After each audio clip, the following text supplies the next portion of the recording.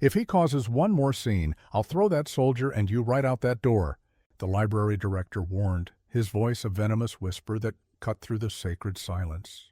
The librarian's only crime had been to silently calm a young soldier's crippling panic attack.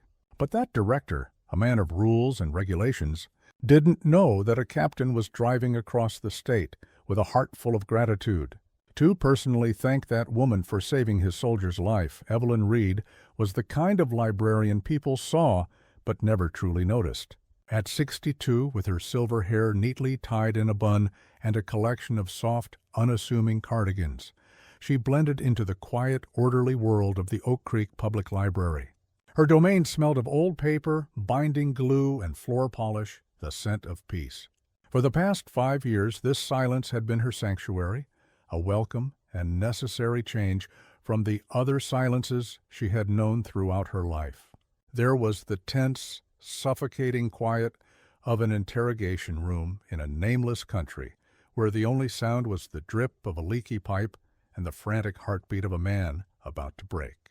There was the breathless hush in the moments before a mission went live, a silence so total it felt like the world was holding its breath. Before she was a librarian, Evelyn had been a senior intelligence analyst and de-escalation specialist for a clandestine branch of the U.S. Army. She was a ghost who moved through the shadows of global conflicts, armed not with a weapon, but with a profound, almost supernatural understanding of the human mind under extreme pressure. She had retired, seeking anonymity and peace, trading a world of state secrets for a world of public stories. Her new, quiet life had one regular disruption, a young man named Leo Martinez. He was a recently discharged Marine, no older than 25, with haunted eyes that seemed to be constantly scanning for threats, even among the peaceful bookshelves of the fiction aisle. The library was his only refuge from the clamor of the outside world. He would come every day, sit in the most secluded corner with his back to a solid wall, and pretend to read a thick novel. But Evelyn, a trained observer, saw the truth. He wasn't reading the words. His eyes never moved across the page. He was absorbing the silence, trying to find an anchor against the violent storm raging inside him. She knew the telltale signs of severe PTSD as well as she knew the Dewey Decimal System, the slight, almost invisible tremor in his hands when he thought no one was looking, the way his body would go rigid if someone came up behind him too quickly, the sudden violent flinch when a book was accidentally dropped. To the other librarians and patrons, he was a troubled, unpredictable young man to be avoided. To Evelyn, he was a soldier still trapped on a battlefield, long after he had officially come home. One Tuesday afternoon, that private war spilled out into the open for all to see. A group of teenagers, absorbed in their own world and laughing loudly, carelessly dropped a heavy stack of textbooks on the hard linoleum floor. The sound, a sharp, percussive crack that echoed through the silent hall, was all it took. For Leo, the quiet library instantly vanished. In a split second, the fluorescent lights became the blinding, oppressive sun of a foreign desert. The tall, orderly bookshelves morphed into the crumbling, chaotic walls of a besieged compound. The whispers of patrons became the insidious chatter of the enemy closing in. His breathing became shallow, rapid gasps for air. His fists clenched so tightly his knuckles turned white, and a low, guttural sound of pure animal terror escaped his lips. People stared, their faces a mixture of fear and annoyance. The library director, Mr. Abernathy, a man whose entire world was composed of neat lines, tidy rules, and predictable outcomes, came rushing out of his office. His face flushed with indignation. "What is going on here?" he demanded, his eyes immediately landing on Leo, the source of this unacceptable chaos. "Young man, this is a library, not a—" But before he could finish his tirade, Evelyn moved. She didn't run. She didn't shout. She moved with a calm, deliberate purpose that commanded the space around her. She knew that approaching Leo directly would only escalate his panic, confirming his delusion of being cornered. Instead, she walked to a nearby shelf and with an almost imperceptible quickness pulled out 3 specific hardcover books, one with a deep blue cover, one forest green, one slate gray. She placed them on the table in front of Leo, not looking at him, but at the books themselves. Then she began to tap them in a slow, steady, rhythmic pattern. Blue, green, gray. A silent three-beat rhythm. It was a pattern interrupt, a sophisticated de-escalation protocol designed for operatives in deep cover, a nonverbal technique to pull a fractured mind back from the brink by giving it a simple, predictable, and non-threatening sequence to focus on. Then she spoke, her voice just a low, calm whisper, meant only for him.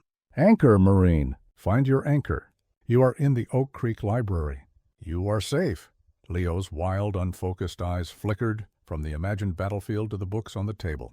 He saw the colors. He registered the hypnotic rhythm.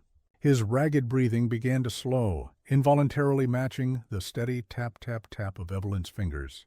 The storm in his eyes receded, replaced by a wave of confusion, then crushing shame, and finally immense relief. The crisis was over. It had lasted less than a minute, but for Mr. Abernathy, the real crisis had just begun. He saw not a life being pulled back from a ledge, but an intolerable disruption. He saw a liability. After Leo had quietly and shakily gathered his things and fled the library, Abernathy cornered Evelyn in her small office. That's when he delivered his ultimatum. "I don't know what kind of voodoo you just performed, Ms. Reed, but this cannot happen again. The patrons were disturbed. I have received 2 formal complaints. If he causes one more scene, I'll have him banned for life, and I will throw you and your unprofessional methods right out that door with him. Is that clear?" Evelyn simply looked at him, her expression unreadable, and nodded once. He hadn't seen the biggest surprise yet. What Abernathy didn't know was that 100 miles away, U.S. Army Captain Hayes was in his car, driving. He was Leo's former company commander. He had just gotten off the phone with a distraught Leo, who explained what had happened, not as a complaint, but with a sense of utter awe. "Sir," Leo had said, his voice choked with emotion, "she knew. She knew what to do. It was like she reached into the fire and pulled me out." Captain Hayes had heard enough stories from his men to know that the transition to civilian life could be a minefield. He also recognized from Leo's detailed description a specific de-escalation technique that wasn't taught in any civilian first aid class, and he was determined to find the woman who had saved his soldier. The next day, Mr. Abernathy was in his office, smugly reviewing the library's overdue fines report. He was interrupted by his assistant over the intercom. "Sir, there's an Army captain here to see you." Captain Hayes entered the office, his dress uniform immaculate, his presence seeming to shrink the small, cramped room with its undeniable authority. "Mr. Abernathy," he began, his voice polite but firm, "I'm Captain Hayes. I'm here regarding one of my men, Leo Martinez." Abernathy immediately stiffened, putting on a condescending smile. "Ah, yes, the young man who caused the disturbance yesterday. I assure you, Captain, the situation has been handled. He will no longer be a problem for us, and it was at this exact moment that everything changed." Captain Hayes's polite demeanor vanished, replaced by cold steel. "He won't be a problem? Sir, your librarian, Ms. Reed, single-handedly prevented what could have been a catastrophic psychological breakdown that ends, far too often, in tragedy. What your patron saw as a disturbance, I call a life-saving intervention. Leo called me. He told me he was on the edge and that she pulled him back. Where exactly did a small-town librarian learn a technique like that?" Abernathy was flustered. "I have no idea. It was unprofessional, touching books, whispering. It's not in our library protocol." The captain leaned forward, his voice dropping to an intense, serious tone that made Abernathy shrink in his chair. "Mr. Abernathy, that unprofessional technique is a non-confrontational de-escalation protocol taught to high-level intelligence operatives. It's used to anchor agents in the field during moments of extreme psychological distress. Your librarian didn't just calm him down.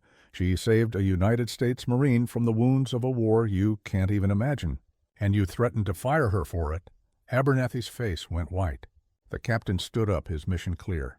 "I came here today to thank her, and also to make you an offer. The nearby VA hospital is desperately looking for consultants to help train their staff on how to properly handle PTSD episodes. After what I heard from my soldier, I'm recommending Ms. Reed to lead the program. It seems her skills are far too valuable for a place that doesn't appreciate them." He walked out of the office, leaving a stunned, speechless Abernathy in his wake. The captain found Evelyn in the history section, quietly reshelving books. He didn't salute. He just stood before her, his expression one of deep, profound respect. "Ma'am," he said simply, "on behalf of the United States Army and for a soldier named Leo, thank you for bringing one of our own home." Evelyn just gave a small, sad smile. Her secret was out, but in the captain's eyes, she saw not a breach of her quiet life, but a new mission.